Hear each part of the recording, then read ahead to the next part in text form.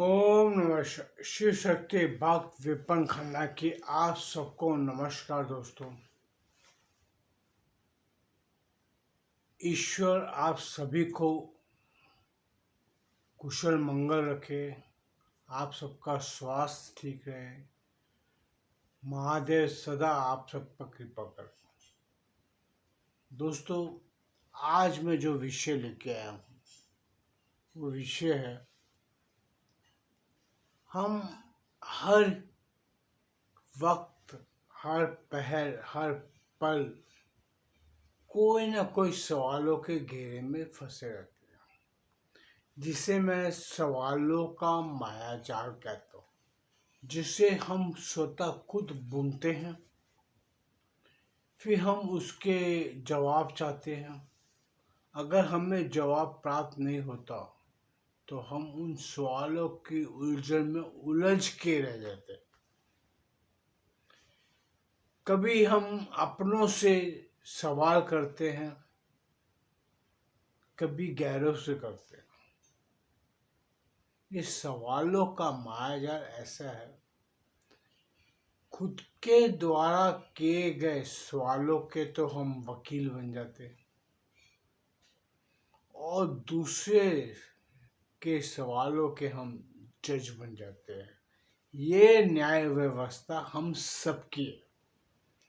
हमें प्रश्न उठाने का तो शौक है, लेकिन प्रश्न सुनने का बिल्कुल शौक नहीं, क्योंकि हम जवाब नहीं देना चाहते। ये तकलीफ है सबसे। हम सदा इन्हीं कारणों में उलझे रह जाते हैं। अगर किसी से हमारे सवाल किया, हमने प्रश्न किया, उसका जवाब हमें नहीं मिलता, उचित नहीं मिलता, उसी पर वाद विवाद खड़ा हो जाता है। क्योंकि वो सवाल पे अगर सामने वाले ने भी सवाल कर दिया तो वहाँ पे वाद विवाद युद्ध में परिवर्तित हो जाता है। क्योंकि हम कोई भी अपने आप को खुद को गलत साबित नहीं करना चाहते। अगर हम अपने आप को अपनी गलती होने के बावजूद भी गलत साबित कर लेंगे तो हमें नीचे झुकना पड़ेगा। और इसे कई बार हमारे पंजाबी में क्या होता है, अपने पैरों से पानी नहीं बांध रहा। पैरों में पानी मतलब पाँव पे अपने ऊपर कोई तोहमत ना लगने दो।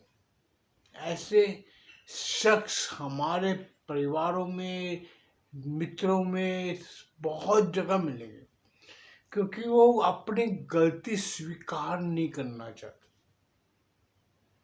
वो सवाल पे सवाल पूछ लेंगे आपको, लेकिन वो सवाल का जवाब नहीं देते।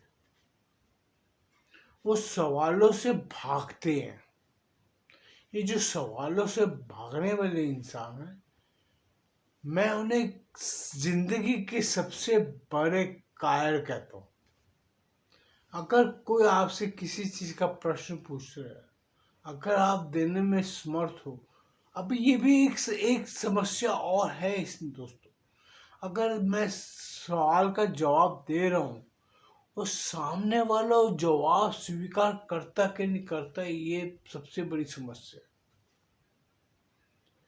वो फिर सवाल नया खड़ा कर देगा खुद को सही साबित करने पे, लेकिन वो जो जवाब मिल रहा है उसको भी स्वीकार ना करने की कसम खा लेता है। ऐसे ही वाक्यों पे इंसानों के विवाद बनते हैं, वाद विवाद बनते हैं। कई शख्स आपसे अगर कोई घृणा करते हैं, आपसे नफरत करते हैं, आपके स्वभाव से चिढ़ते हैं, वो आपसे सिवाय प्रश्न वाद विवाद करने के कोई कार्य नहीं करते। उस ऐसे इंसानों के सामने सबसे अच्छा जवाब होता है मौन।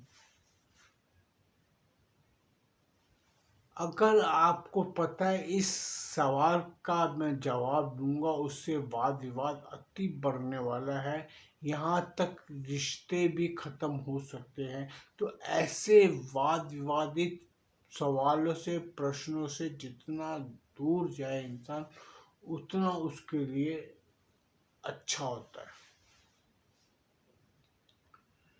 क्योंकि हम इंसानों का मस्तिष्क नई नई अंधे बुने वाद विवाद की वस्तुएं एकत्रित करता रहता है। हमें अपनी कमियां नजर नहीं आती, हमें दूसरों की कमियां नजर आती है। हम आईना देख के खुद की खूबसूरती देखते रहेंगे, लेकिन हम अपने आप से प्रश्न नहीं पूछते। मैं दोस्तों इस मामले में थोड़ा सा अलग हटके बात करता हूँ। इसीलिए मैं कहता हूँ, अगर मैं किसी से प्रश्न कर रहा हूँ, पहले मैं अपने ऊपर लागू करके देखता हूँ कि क्या वो प्रश्न मुझे उचित लग रहा है। अगर मुझे उचित नहीं लगता तो मैं सामने वाले से करता ही नहीं। एक ये फिलॉसफी भी ऐसी है दोस्तों, इसको ज्ञान कह लो या फिलॉसफी कह लो, इसमें आपको एक चीज का बेनिफिट बहुत अच्छा मिलता है कि आपका किसी से विवाद नहीं होता। मैंने शायद एक वीडियो में आपको पीछे जिक्र भी किया था, मैं अपने कई रिश्तेदारों को मैं बहुत अच्छी तरह जानता हूँ। वो बाल की खाल निकालते हैं, उन्हें वाद विवाद करने का शौक है। मैं ऐसे इंसानों से, आप बिलीव करेंगे, कई मेरे इतने नजदीकी हैं कि जिन्हें मैं छोड़ नहीं सकता। वो इतने मतलब क्या कहूँ कि मेरे शरीर के अंग होके भी मैं उनसे दूर नहीं जा सकता। लेकिन उनका स्वभाव वो मुझे सूट नहीं करता, मेरे विपरीत है, मेरी सोच से परिवर्तित है। मतलब कहीं करीब खड़ा नहीं होती उनकी सोच मेरी सोच से। फिर भी मैं आज तक अपनी इस 63 साल की उम्र तक उनसे रिश्ता निभाते चला रहा हूँ, और मैं अपनी सोच के हिसाब से चलता हूँ कि मुझे जब तक जीवित रहना है, मेरे सब रिश्तों से रिश्ता बना के रखना है। मैं अपने छोटी सी वाद विवादों के कारण, छोटी सी कहा सुनी के कारण किसी रिश्ते को खत्म नहीं होने दूंगा। आज तक मैं 99.9% 100% नहीं कहता, हो सकता मैं कहीं गलत दूसरे की नजर में भी, वो भी मुझसे निभा रहा हो, लेकिन वो मुझ पर एहसान कर रहा हो, ये मैं नहीं जानता। किंतु मैं अपनी तरफ से कोशिश यही करता हूँ कि मेरा किसी से वाद विवाद ना हो।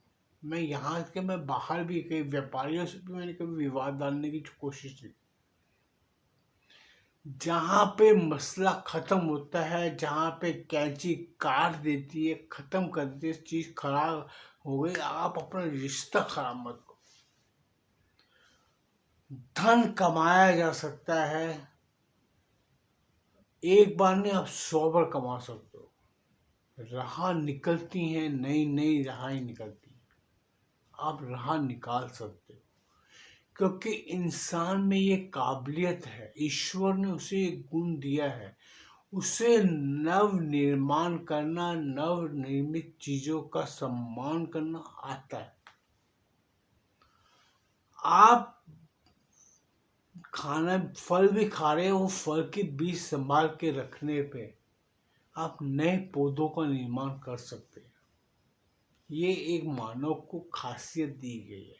वो फल खरीद के लाता है, उसके बीज संभाल के रख ले, अगर उसके पास जमीन कुछ है, गमले हैं, उसमें उगा सकता है, उसके पास ये काबिलियत है।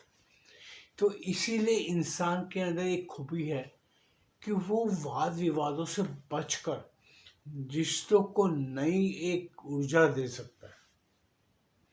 सवालों का आप जवाब ढूंढिए, और ढूंढना भी चाहिए, क्योंकि नए सवाल प्रश्न ही आपकी नई सोच को पैदा करते हैं। अगर आपको प्रश्न ही नहीं होंगे तो आप जवाब कहाँ से ढूंढोगे।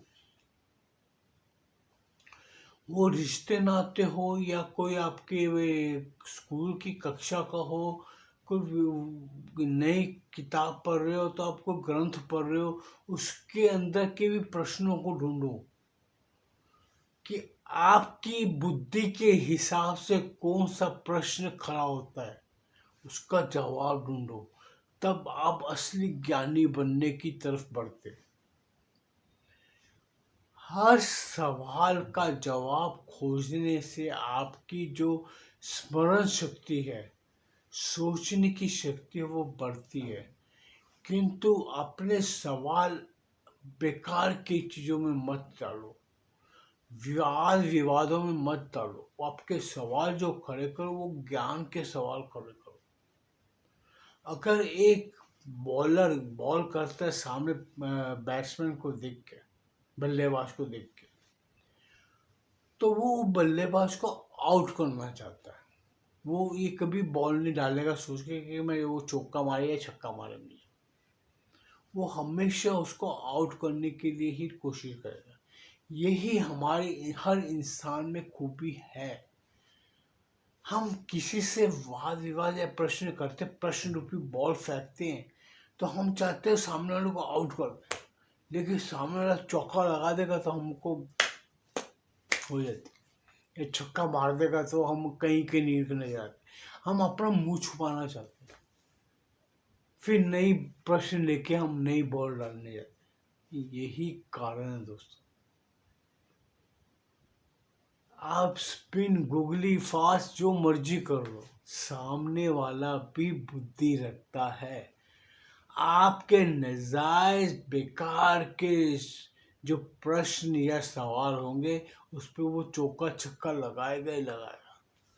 हो सकता उसमें अंदर आपको अपमान भी सहना पड़ जाए, क्योंकि एक खेल और जीवन के खेल में बहुत फर्क होता है।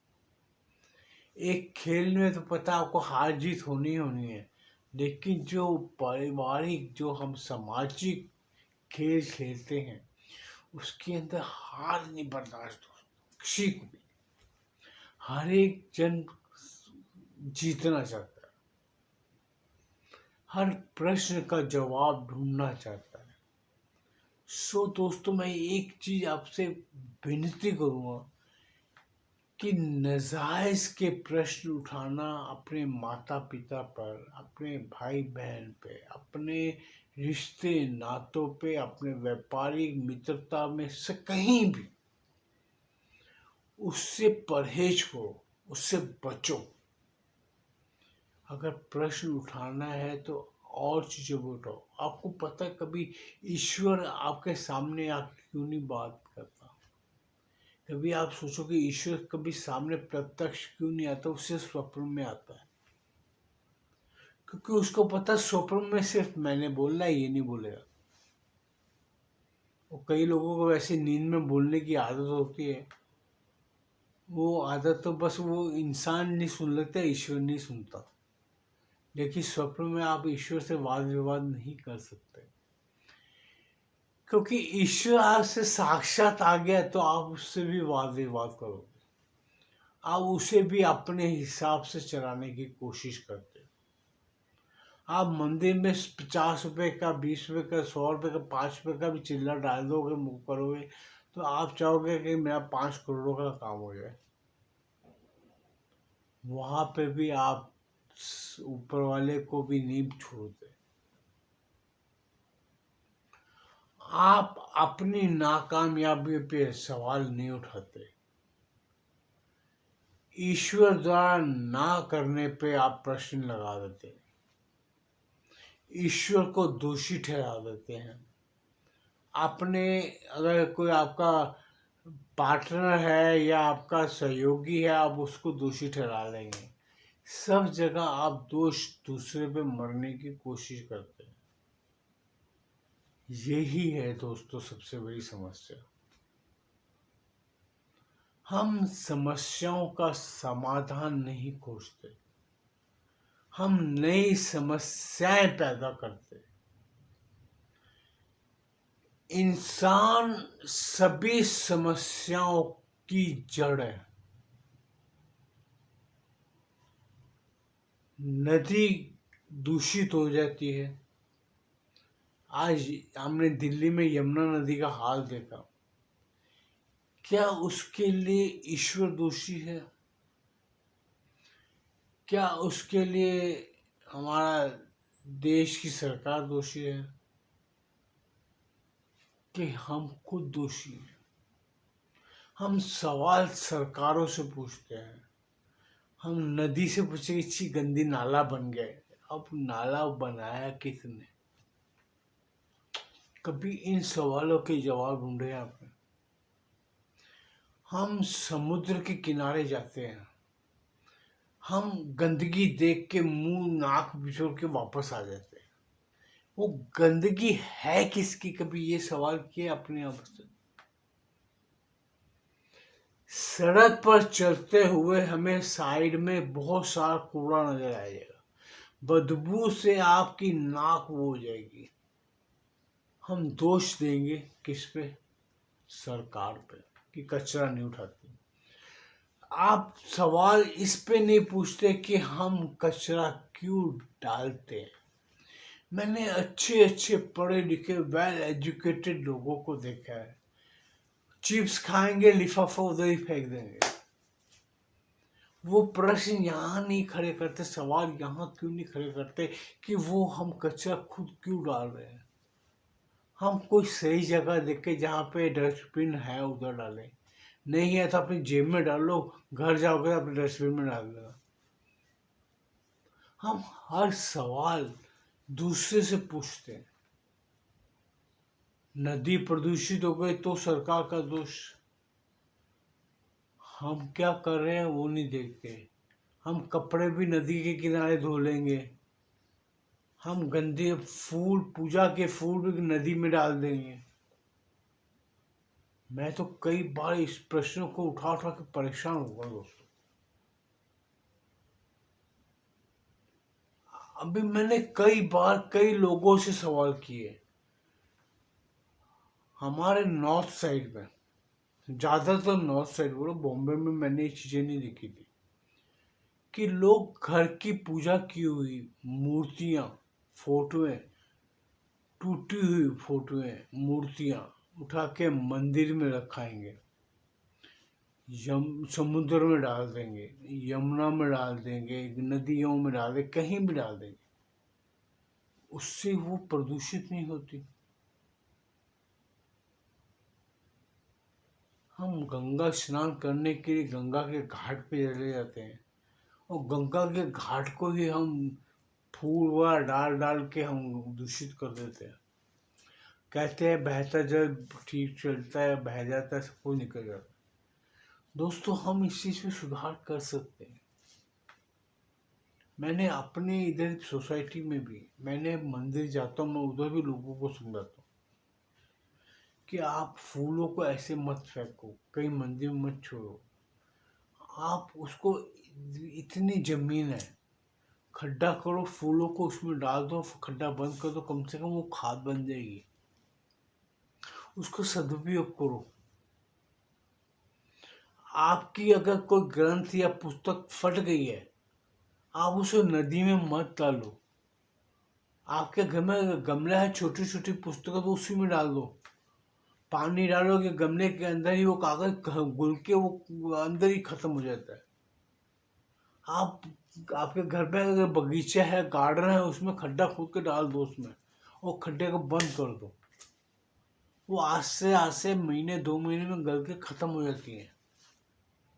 आप कपड़े कृष्ण के हो या जो कपड़े चढ़ाए हुए होते हैं, आप लोग क्यों ऐसे उठा के पानी में फेंक? आप जिस देवता को पूजते हो वो ही देवता को उठा के पीपल के पौधे के पास रखा देते, क्योंकि खंडित हो गए। आपको पता है कई बार मैंने कई जगह कुत्ते उठा उठा के इधर उधर फेंक देते हैं। कई कुत्ते आके उसमें पेशाब कर दे, मुझे क्या करते हो आप? कभी सोच के देखो। ये सवाल आप अपने आप से क्यों नहीं पूछते? आप मत करो पूजा, उससे अच्छा मैं आपको मुंह पे बोलता हूँ।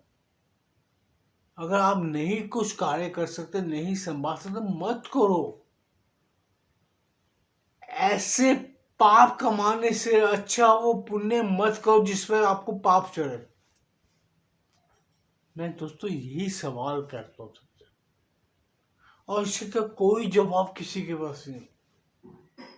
हर कोई प्रश्न खड़े करता है। हम मंदिरों को दूषित करते हैं, मंदिरों को बेकार कर रहे, कचरा पे कचरा डाल देंगे। आप भी जाते हो मंदिर, आप देख के देखो अपने आप को सुधार। मैं बोलता हूँ किसी को सुधारने से अच्छा खुद को सुधार लो। मैं खंडित पूरा शिवपुराण, बड़ी बड़ी खंडित शिवपुराण मैंने मिट्टी में गाड़ कर उसको वो डालिए, उस पर पौधा लगा दिया कि उसकी जड़ें उसको खोखला के खत्म कर देती है। दोस्तों ऐसे कार्य क्यों करते हो जिससे हमारी नदियां, हमारा समुद्र, हमारी प्रकृति का नाश हो जाता है?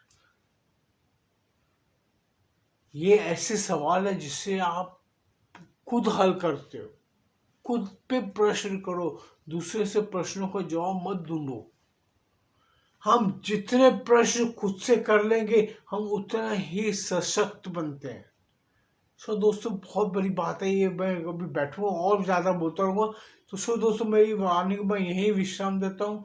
हो सके तो स्वतः से प्रश्न करने का, स्वतः से सवाल करने के लिए आप तैयार रहें। अपने आप से सवाल करें, किसी और से सवालों का जवाब मत ढूंढे। ओम नमः शिवाय।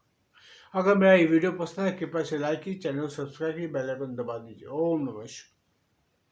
नमः शिवाय।